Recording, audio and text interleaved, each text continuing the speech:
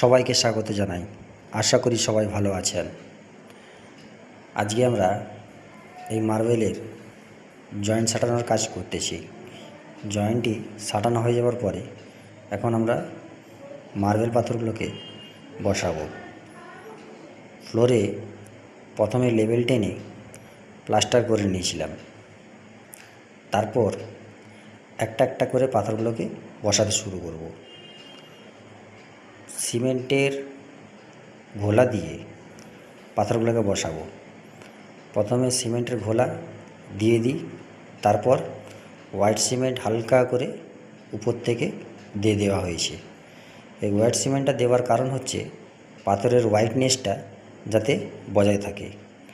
তারপর পাথরটাকে বসিয়ে vibrator machine দিয়ে বসানো হয়েছে।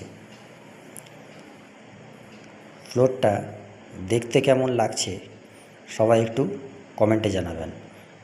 আর হ্যাঁ, যদি এই পাথরের নাম কারো জানা থাকে সবাই একটু কমেন্ট করে জানাবেন।